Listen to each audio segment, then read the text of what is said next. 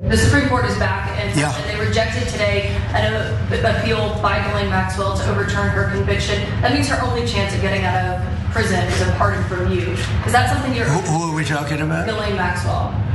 I haven't heard the name in so long. I can say this, that I'd have to take a look at it. I would have to take a look. Did they reject that? She wanted to appeal her conviction. And what happened? They said that they were not going to hear her appeal. I see. Well, I'll take a look at it. I will speak to the DOJ. The correct answer was no, I will not pardon her, especially after I transferred her from a high security prison to the Club Med of prisons, where she is essentially dealing with a situation in which it doesn't even feel like she's in a prison. And in fact, as Donald Trump considers speaking to the DOJ about giving notorious child sex groomer a pardon, we're actually learning about the cushy treatment Ghislaine Maxwell is receiving in the Texas prison that she moved to just a few months ago. So before we get to those details, Cenk, what do you think? Ghislaine Maxwell, pardon or no? So why do you have to look into it? It's outrageous. Like, we already know, first of all, she's convicted of sex trafficking. Second of all, the biggest groomer in American history. What are you looking into?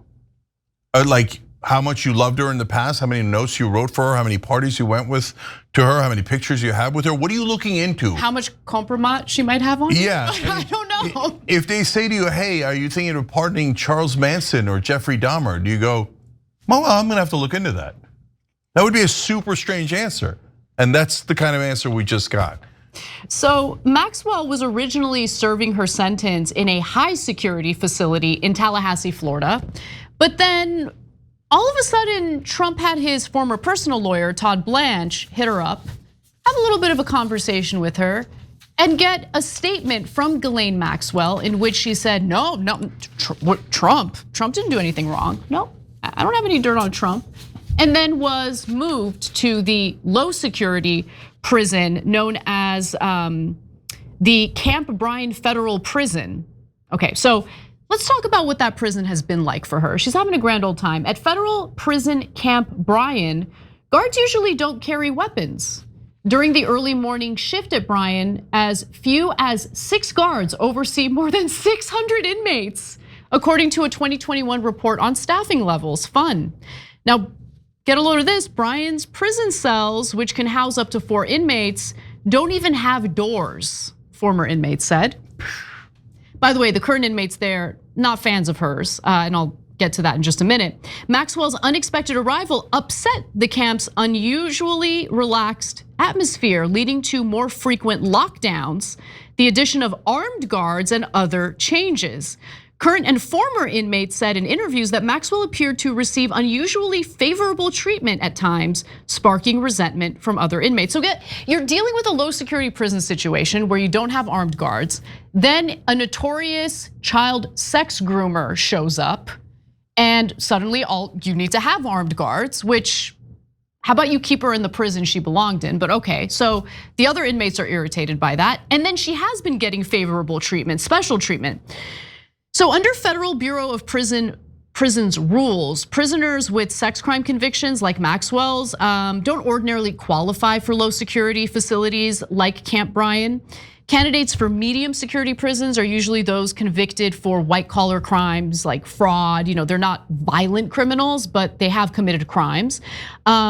They usually have shorter sentences, or they already serve the bulk of a lengthy sentence and are viewed as a low flight risk. Now, at this prison in particular, she has the 4th longest running sentence of the 600 plus inmates, but is getting the most attention. So guards brought Maxwell her meals in her dormitory room. She was escorted to the recreation area for late night workouts, and was allowed to shower after other inmates were confined to their bunks at 8 p.m. During one weekend in mid-August, while hundreds of inmates were supposed to be having leisure time, they were instead told to go back to their dorms, their dormitories.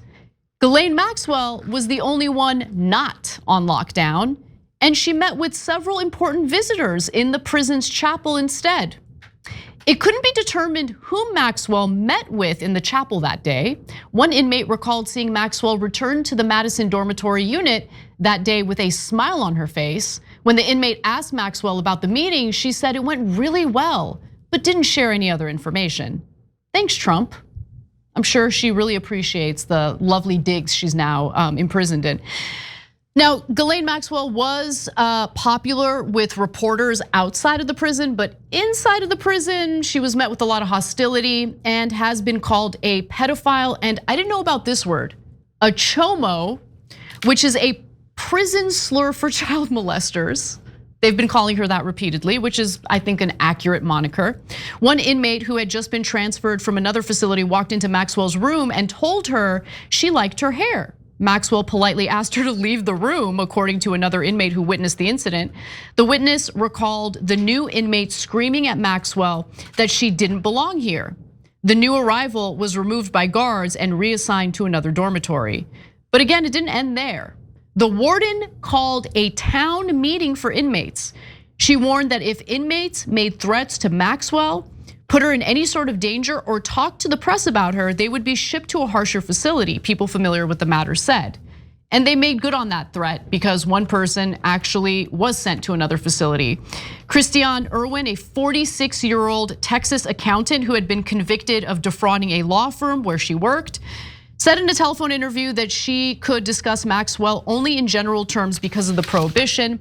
One day after she spoke to a Journal reporter on a phone line monitored by prison officials, her prison email privileges were suspended. So sorry, she wasn't transferred, but she was punished.